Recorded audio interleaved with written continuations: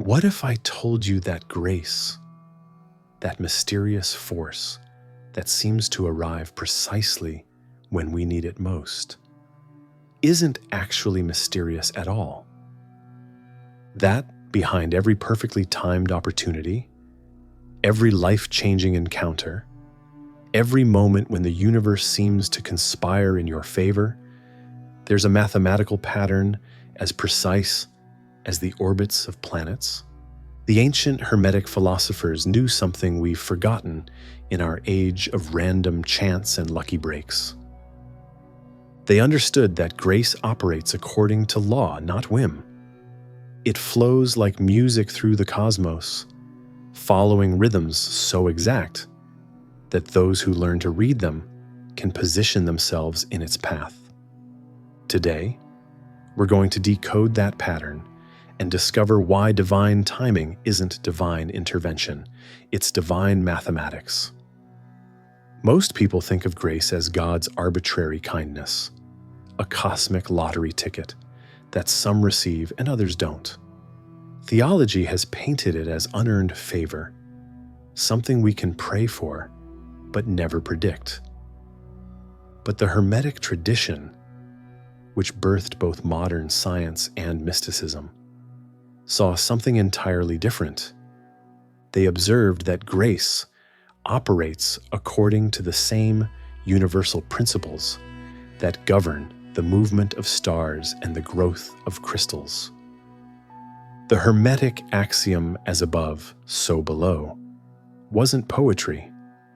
It was a recognition that identical patterns repeat at every scale of existence. The spiral of a galaxy mirrors the spiral of a seashell.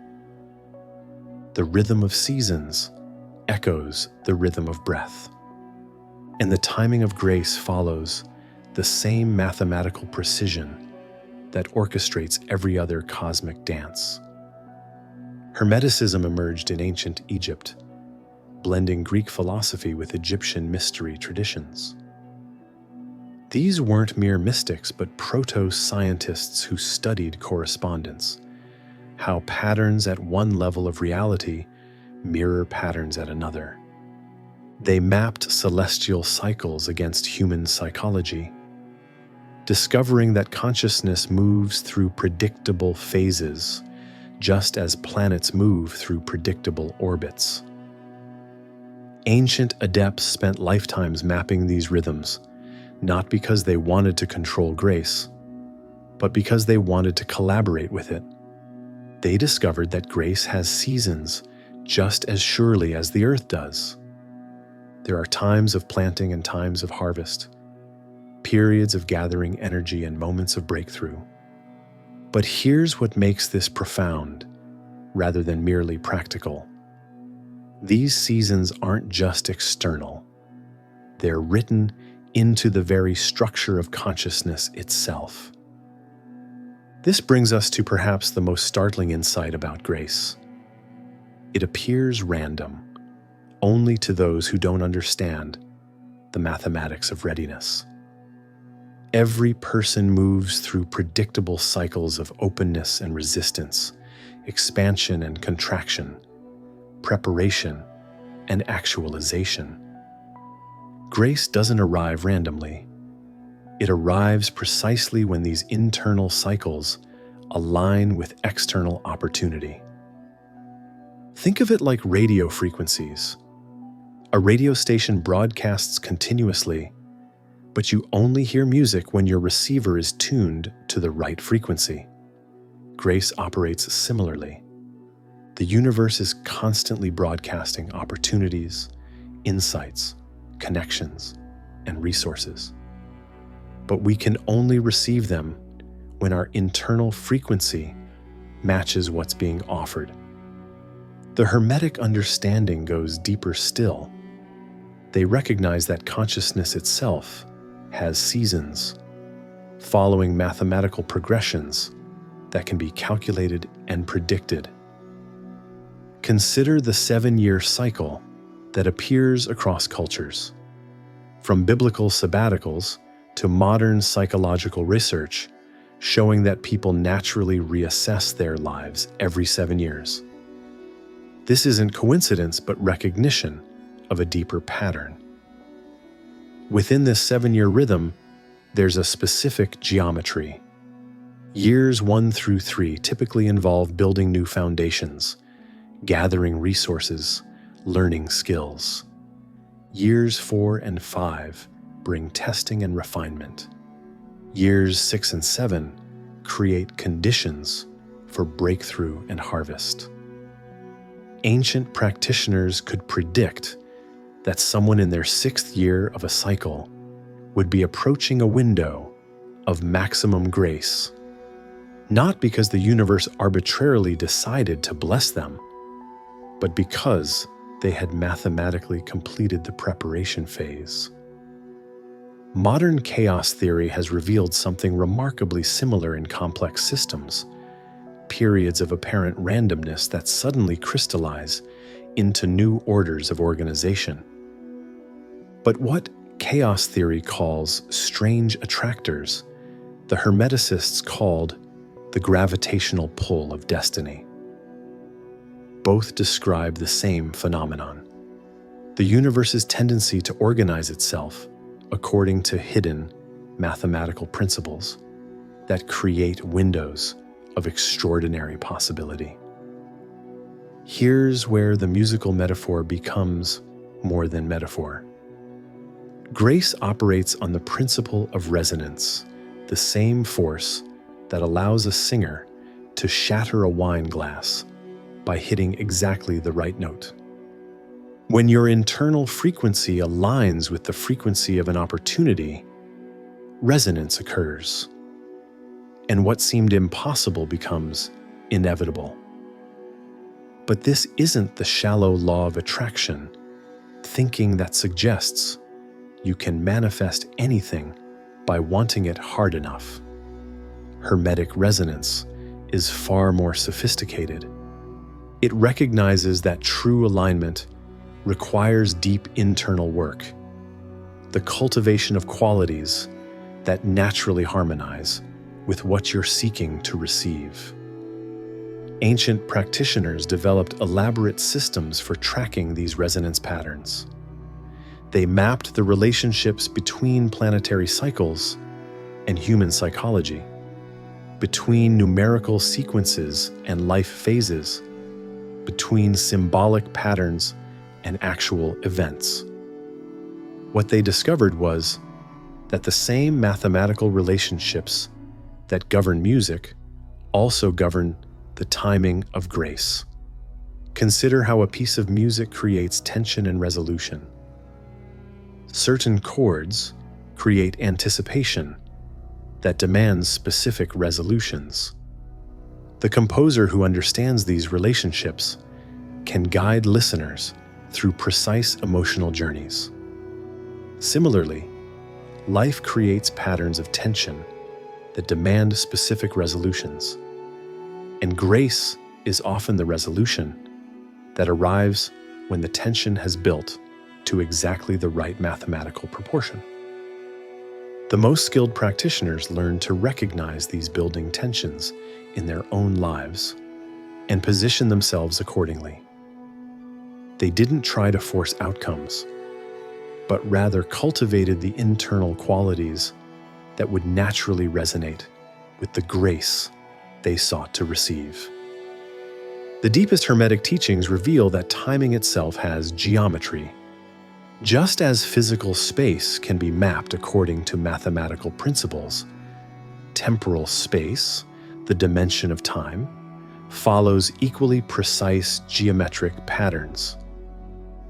The ancients called this sacred geometry, but modern physics is beginning to glimpse the same truth through concepts like space-time and temporal dimensions.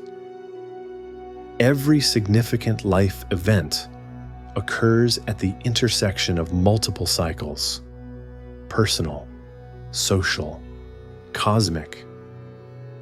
When these cycles align in specific geometric relationships, windows of possibility open that are far larger than the sum of their parts. The Renaissance occurred when intellectual, economic, and spiritual cycles converged in precisely the right proportion. Scientific breakthroughs happen when technological capability, theoretical understanding, and cultural readiness create the perfect triangle of conditions. On a personal level, moments of grace occur when your individual cycles align with larger patterns in ways that create geometric harmony. The ancient symbol of the pentagram wasn't just mystical decoration.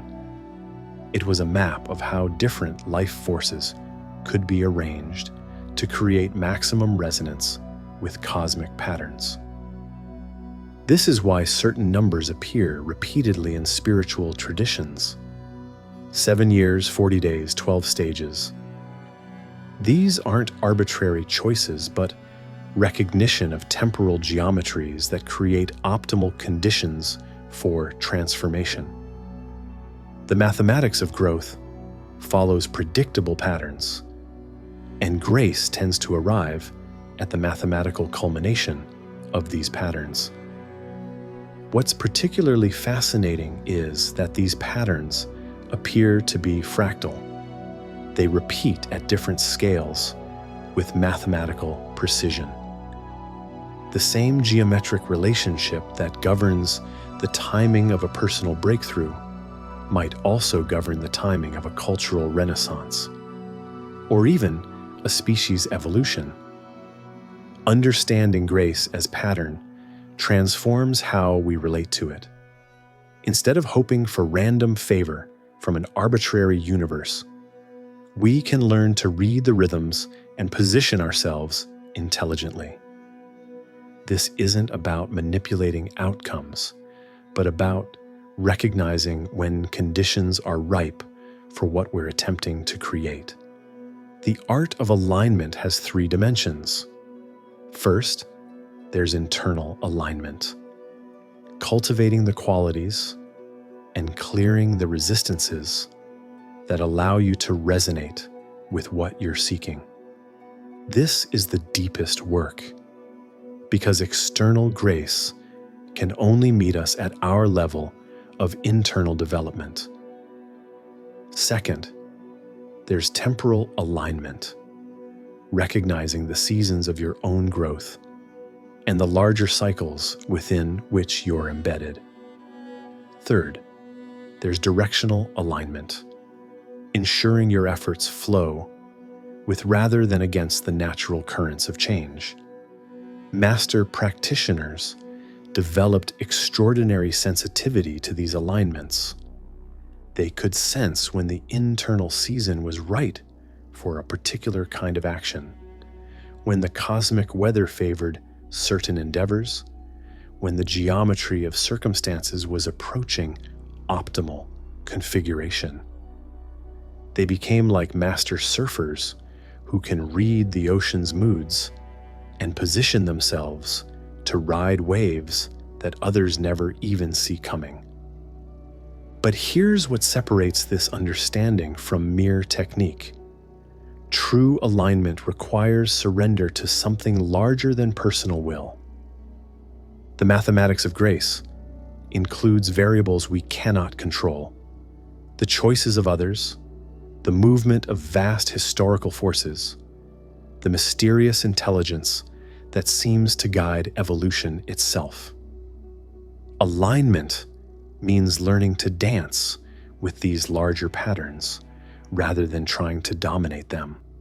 So what does it mean to live in conscious relationship with the pattern of grace?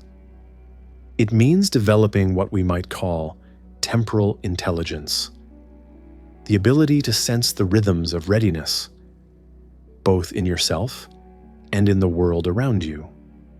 It means learning to distinguish between the seasons of preparation and the seasons of action, between times for gathering resources and times for bold moves. Most importantly, it means recognizing that you are not separate from the pattern, you are part of it. Your growth contributes to the larger rhythm of evolution. Your breakthroughs create resonance that helps others align with their own moments of grace. Your willingness to dance with divine timing becomes part of the cosmic choreography that orchestrates grace for everyone. The ancient Hermeticists had a profound understanding. We are not victims of cosmic forces, but collaborators with them. Grace appears mysterious only when we forget our role in the larger pattern.